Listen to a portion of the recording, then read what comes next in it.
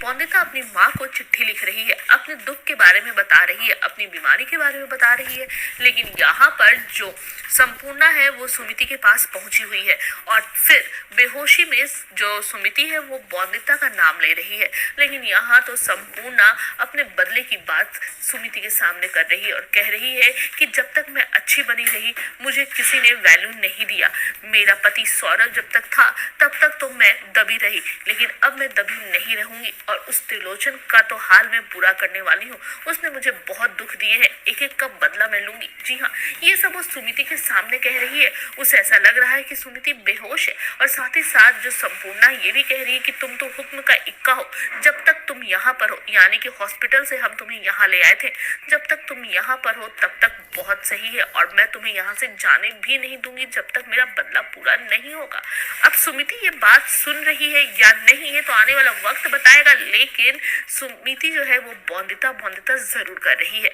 अब आपको बता दें कि यहाँ पर जब बौंदिता लेटर लिख लेती है तब वहां पर संपूर्णा आती है और पूछती है ये क्या कर रही हो। बौंदिता ये कहती है कि मैं अपनी माँ को चिट्ठी लिख रही हूँ। संपूर्णा वो चिट्ठी ले लेती है और कहती है कि मैं भेज दूंगी तुम्हारी माँ के पास चिट्ठी, मेरे पास एड्रेस है। अब वो चिट्ठी को फाड़ के फेंक दिया गया है, मामी ने उस चिट्ठी को फेंक दिया है। लेकिन यहाँ पर अब संपूर्णा ये कहती है कि अगर बौंदिता के पास इसका जवाब नहीं आएगा तो बौंदिता को शक होगा। इस पर मामी कहती है कि जवाब तो जरूर जाएगा लेकिन उसके मामा जवाब भेजेंगे। जी हाँ, मामा उसी हिसाब से लेटर लिख देते हैं जिसमें ये लिखा होता है कि मैं अभी नहीं आ सकती हूँ और संपूर्णा की सारी बातें मानो। इधर ब्रह्म समाज से अनिरुद्ध को फोन आता है।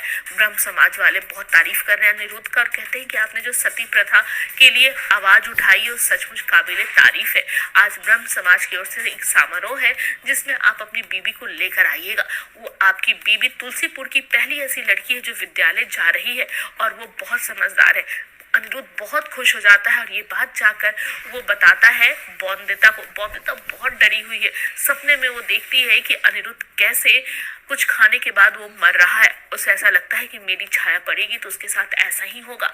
अब आपको बताते चले कि अनिरुद्ध से वो बात नहीं कर पाती है, जबकि अनिरुद्ध दूर बैठकर उसे वो टेलीफोन देता है, वो खेर वाला टेलीफोन जिसमें नारियल का खोल लगा होता है। उससे वो बात करता है, सारी बात बताता है कि ब्रह्म समाज ने आज बौंदिता को बुलाया है, शाम में बौंदिता को तैयार रहना है, उसे भाषण देना है। बौंदिता ये सब सुन तो जरूर रही है लेकिन चुप है।